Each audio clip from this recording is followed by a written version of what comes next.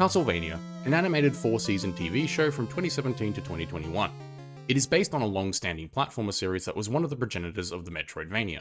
And even if Castlevania is an American show, it is tagged as an anime on Netflix, which doesn't seem right.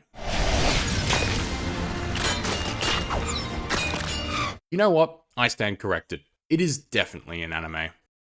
There was a lot of reasons why I wasn't originally excited for this show. Video game adaptations have never been a particularly good bet. There is a lot of slop in this category, which is unfortunate because some of my favourite stories come from games. We do now live in an era where one of the best TV shows was based on this game of all things. But the Castlevania TV show was before Arcane, and we are still getting plenty of examples of poor video game adaptations. Another point against first impressions is that I have always felt that Castlevania games have very little story beyond their aesthetic. It is in a similar camp to Mario.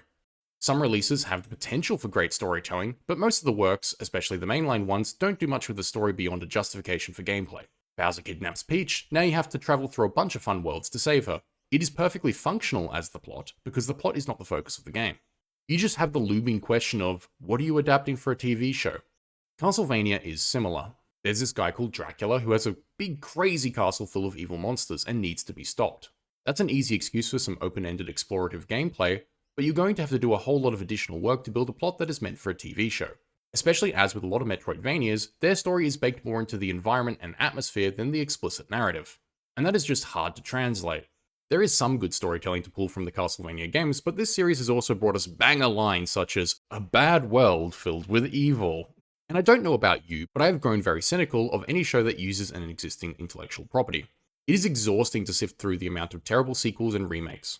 And for some reason, many of the remakes are live action, as if that is enough of a medium shift to pretend it is new. A lot of this is just a reliance on brand recognition to sell, rather than the quality.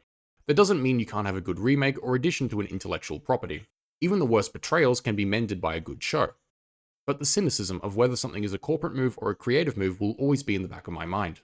So with all this to consider, I really don't believe that Castlevania would be anything more than a cash grab. There was a lot seemingly stacked against it, even though admittedly, that was mostly my paranoia talking. Then one night of particularly self-indulgent slobbery, the trailer annoyingly started to autoplay because I hadn't immediately clicked on anything. Some of the show appeared on the screen, and I noticed that its art style didn't look half bad. I also noticed they were clearly going for some form of gritty gothic fantasy.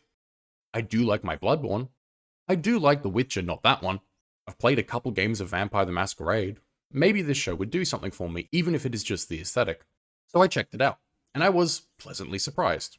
After Season 1, I was genuinely excited to see where it would go. When it came to Season 2, I also liked it. It felt a little rough around the edges, but was overall a solid experience.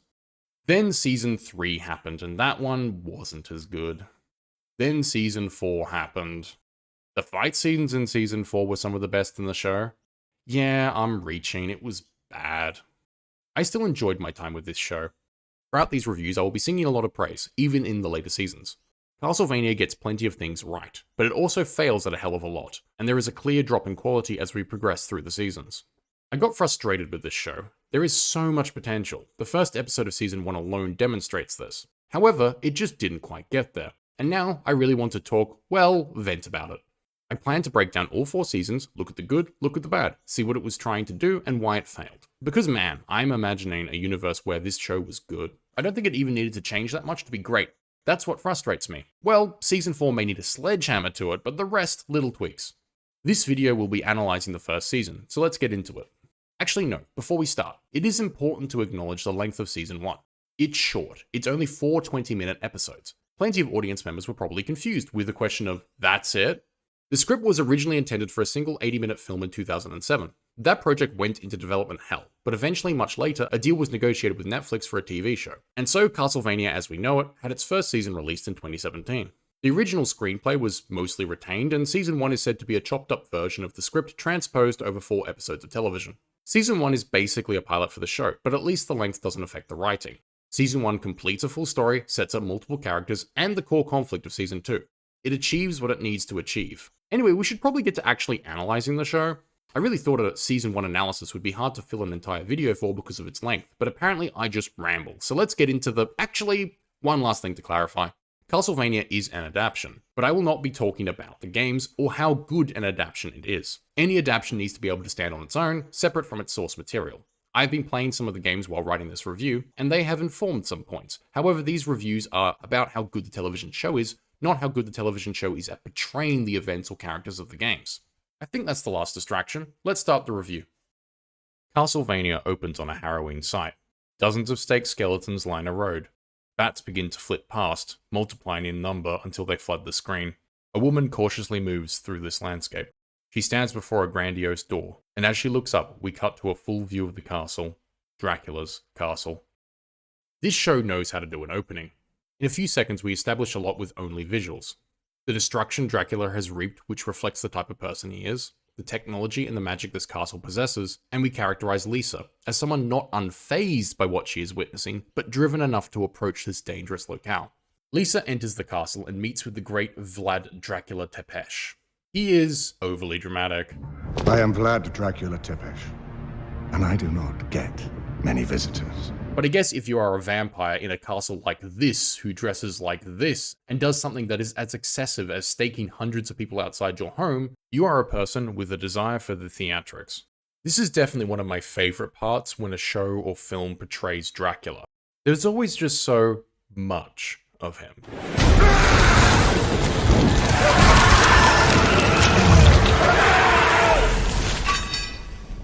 Lisa shows confidence against his display and reveals her purpose. She is a doctor and wants access to his technology so she can help people. They talk and Dracula grows curious about Lisa, eventually allowing her to explore the castle. I do find the dialogue is a little stilted, and some of the content of the discussion doesn't feel like it would be brought up in their first conversation, such as telling Dracula he should travel of all things. The world is changing. Travel like people do. You might like it. She doesn't know anything about him at this point apart from his legend, so it's a strange point of conversation. I understand that they're trying to quickly establish the important details of their relationship so they can swiftly get to the inciting incident of the show, which requires Lisa to become a little less capable of speech. Not sure if it is a good enough excuse, but it at least gets across quickly the state of their relationship in the coming years. Dracula is reserved and jaded about the world. Lisa pushes him to realize there is good in the world and gives him a new lease on life. After this, we cut to some good God-fearing Christians enforcing justice. This justice involves the tried and tested method of burning a witch at the stake. And unfortunately for Lisa, this witch happens to be her. She was caught with some Witches things. The bishop had flunked science in school, so to save face he has settled on the eradication of anything he doesn't understand. Lisa, executed in front of an angry mob, is no more. She is not in the plot for long, but for what little we get, Lisa is well characterized. A single word you would use to define her is altruistic. Note her dialogue when she is burning at the stake. They don't know what they're doing. Be better than them. She is not begging for her life. She is begging for the lives of those carrying out her execution. She knows what Dracula is capable of and puts humanity before herself. This reflects the first scene where she approaches Dracula's castle even if there was a definite risk she wouldn't come back. She recognizes the potential of the technology locked away by Dracula and wants to share it with the world. She is driven by lofty goals concerning the betterment of humanity, but unfortunately for her, her death will be anything but that. Hey look, a really cool opening credits. It would be a shame if we never see it again. No, really, I got quite annoyed that we didn't see this opening again. We only see it one more time in the first episode of Season 2. They replace it with a simple 5-second title card for every other episode. I'm one of those weirdos that rarely skips opening credits. I like them. They set the tone. They are a brief intermission to allow you to get in the headspace for watching an episode. They can even be creative, such as changing details in line with the events of the show. Who in their right mind skipped the Game of Thrones opening? That opening would always show you where you would be visiting that episode, and when a new location cropped up, it got genuinely exciting. Also, the self-constructing city models made my nerdy brain happy. Openings are also an excuse for an animation team to stretch their creative muscles. Because they are not bounded by realism or plot, they basically have absolute freedom and can create fun visual spectacle. There are definitely bad opening credits. Sopranos is a minute of city shots from the back of a car, plenty of shows resort to montages of scenes from the show, and plenty of anime get a little self-indulgent. But I think an opening has the potential to add more to the experience than it takes away. The skip button is there for those who don't want it. Castlevania's intro is striking. Look at this flowing sketch-like black and white style. There's imagery that reflects the themes of the show, and I didn't realize initially, but the opening gives us a brief backstory on each of our main characters. It's a genuine pity we don't see it later. Oh man, that was another tangent. Back to the plot, just back to the plot. After the church's oopsie, Dracula gets wind of Lisa's demise. He was a little unhappy. He puts on an unauthorized fireworks display in protest of the church's actions, and then says humanity has 1 year to make their peace before he will unleash the hells upon them. I guess telegrams to Satan take a while. Dracula is an evil character that was on a slow path to redemption. Lisa was his anchor, trying to make him realize the value of humanity. This anchor was then destroyed in such an unjust fashion it reinforces Dracula's previous beliefs about how reprehensible humanity is.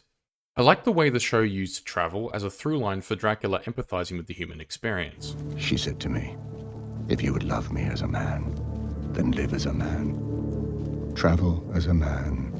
Travel is how you experience new cultures and see the world from other people's viewpoints. It also has an element of modesty compared to the supernatural powers Dracula has. Unfortunately, however, Dracula had not done enough yet to temper his vengeful side. For no more do I travel as a man. 1 year later, Dracula fulfills his promise. We see one of the best portrayals in media of a fantasy apocalypse. All together with blood rain, fiery tornadoes, demons, and Dracula's castle leveling a section of the city as it arrives to pass judgment on humanity.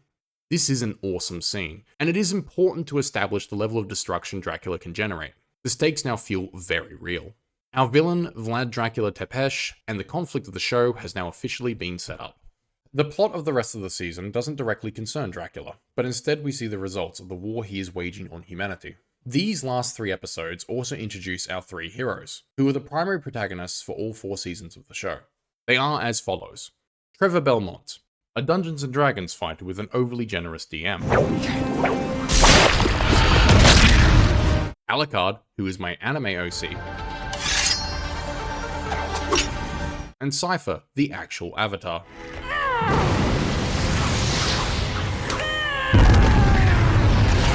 We open with Trevor, who is our point of view character for these episodes. Trevor is introduced as a vagabond, getting into drunken bar fights over his pride. He is from the once proud house of Belmont, who were monster hunters, but they have been recently excommunicated by the church. Now he has to, well, should, keep a low profile, and it is implied he is traveling to get out of Wallachia. He arrives in the city of Gresham. Talking to the locals, he discovers that the hordes of Dracula are threatening the town. He isn't planning to help. Trevor has an obvious pessimism and apathy towards humanity. However, we will see the hints of an underlying need to do good. He is the reluctant hero, and this season explores the slow transformation from a cynical deserter to what a Belmont actually represents, a hero. The first instance of his underlying heroism is when he is traveling past an alley where a speaker is being threatened by members of the church. The speakers are a group of nomadic scholars who are being blamed by the church for attracting the hordes with their supposed black magic. Trevor's moral core gets the better of him and he saves the speaker's life.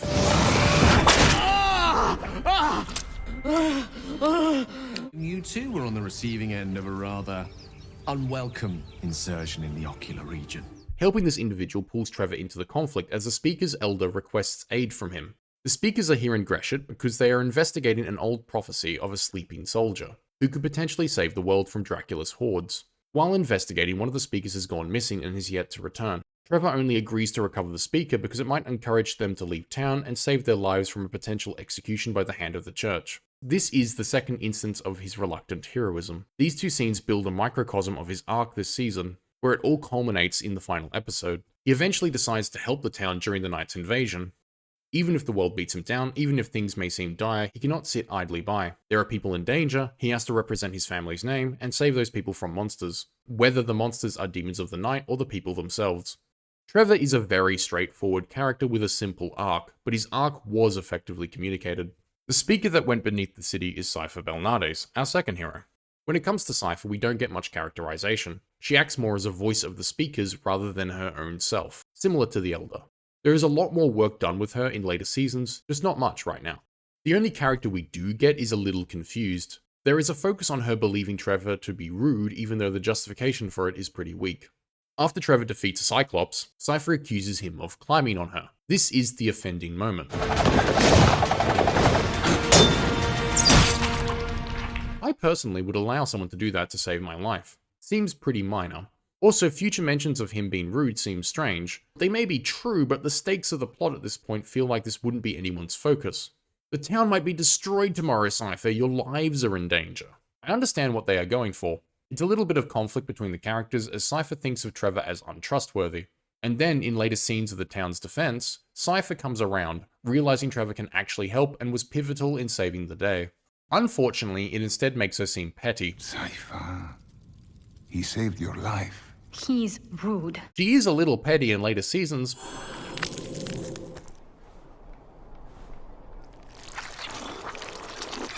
but I would consider a lot of those moments charming. We'll be covering Cypher in more detail in later seasons because her characterization improves greatly. At the same time as our hero's journey, we have the church being all dastardly. They are led by the bishop, who is the same person responsible for burning Lisa at the stake. He's basically the face of some of the core themes explored in this first season. The extremes of religious oppression and societal paranoia leading to mob justice. Honestly though, this level of paranoia may be slightly justified. Look at what magic can do in this world. Vampires exist, and there is a canonical hell. Whether or not religion can be used for good, the bishop uses it to gain more power. To all intents and purposes, I will be the church. He creates manufactured panic that lead the mob to burn an altruistic doctor at the stake and to drive the speakers who have good intentions out of the town. His story comes to a head when the demons descend upon Gresham. They enter the church and confront him. This is my favorite scene from the first season. I like the way that Blue Fangs implies the bishop's evil nature by talking about how God has abandoned this church. God is not here. This is an empty box. This also demonstrates the existence of God and that the church may have capability of magic. This is reinforced later with a priest creating working holy water. Go to the nearest well, start drawing water.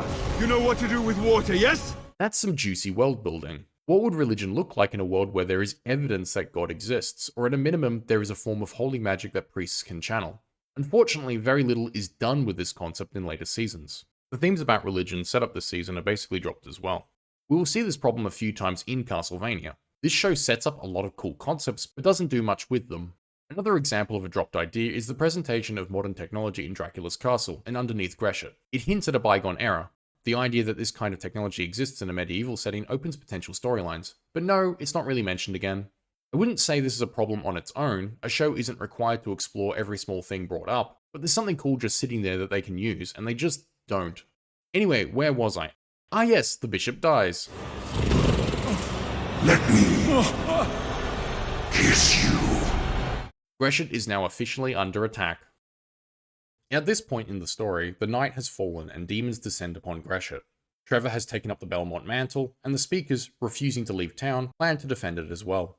Due to the arrival of the night creatures, and a convincing speech by Trevor, the common people turn on the church. We witness the mob brutally murder one of the clergy. This isn't portrayed as victorious, it is shocking. We are further exploring the concept of mob justice and how a crowd can be driven to do terrible things.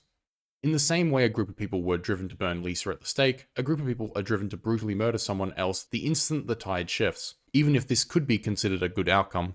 I like how Trevor aids the town in the defense. He quickly barks a lot of invaluable tactics when dealing with the night creatures. Those that are fighting he encourages to use long weapons. Everyone with a pike or long weapon, get out in front with me! There is a reason spears were a common weapon in history, because they were easy for any person to use, and their length meant you had a lot of distance between you and the one you were stabbing. His advice is all about keeping the townsfolk as safe as possible, while still defending the town. As we get to this conflict, I should mention I am not going to be doing a beat-by-beat analysis of any of the fight sequences in this series. I will point out points of significance, or possibly critique or praise the broader strokes, but smaller logistical issues is not something I am interested in analysing. For example, a logistical issue in the town fight is Cypher using ice walls to block in the night creatures so they are easy for the townsfolk to slay. However, the demons can fly, so it doesn't quite make sense why these walls would trap them. It's one of those things where if they frame things differently, it could definitely work. Her magic could create a roof or even just make the sky seem dangerous, so the night creatures have to find cover on the ground. There is a general idea here, but Cypher traps them in so the townsfolk have an easier time hitting them. I feel if the general beats work, the smaller implementation goofs aren't so bad. It doesn't mean it is not a flaw, it's just not the types of flaws I want to talk about. In general, the action in the show is fine. They absolutely nail the spectacle and indulge in both the hero's powers and the crazy demon abilities. Especially in Season 4, where the fight sequences are at another level.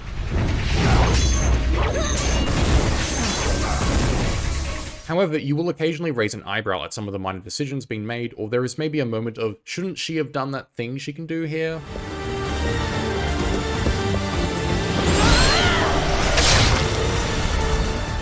There is also the occasional floopy animation, as the animation team clearly spent more time on certain parts than others. That is mostly notable in the first 2 seasons. In the defense of Gresham, the only other detail I want to mention is how I was disappointed that Blue Fangs gets killed very easily. They set him up in the bishop scene as a leader of sorts, or at least a demon that is a lot more threatening, but he barely lasts 10 seconds against Trevor and Cypher. It didn't even feel like a boss fight, he was just another demon. He could have at least talked to Trevor and Cypher while fighting them. It's really not a big deal, but the demon had some personality to him, and that could have been further explored. She was a witch! Lies in your house of God? See, he's great. Now to a strange story beat. During the fight, the ground opens up, then Trevor and Cypher fall down into it. Yes, that happens. A hole appears for inexplicable reasons. I guess it was because Blue Fangs exploded, or maybe Cypher's ice magic caused instability in the earth. I feel like I am reaching with these justifications because the hole just appears. The characters literally fall into the next chapter of the plot. Sounds weirdly convenient to me. Thanks for that line of dialogue. I will definitely be using this in the future. After the duo fall, they go through some Indiana Jones-esque traps. It's hard to tell whether these traps are purposefully set, or if everything is just collapsing around them, but well. The entire purpose for this sudden contrivance is to get the duo to Alucard, who is the final boss of the season. It is just such a very strange choice to use such a coincidence to get our three heroes together, especially because we didn't need this coincidence. Cypher was already looking for the sleeping soldier. It is pretty easy to picture a version of events that are less contrived. After the attack on Gresham, Cypher convinces Trevor to go underground in pursuit of this legend. Trevor would be hesitant, but again, like in the alley, and like when witnessing the doomed folk of Gresham, his moral core would get the better of him, and he would consider trying to save the world. We could even reinforce the fact that Cypher has newfound respect for Trevor after witnessing his aid in Gresham. It would add a lot to their individual character arcs and remove the dumb fall down a hole contrivance. It's just frustrating when you see something unnecessarily dumb that has an obvious cause and effect writing solution for it.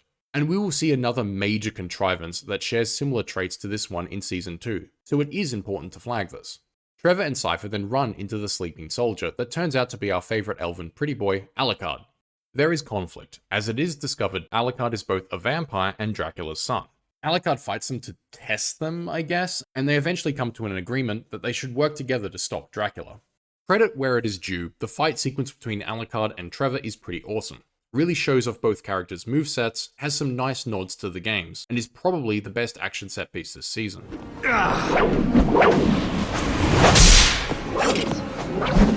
I'm not a big fan that Alucard's primary motivation for working with the duo is because of the prophecy.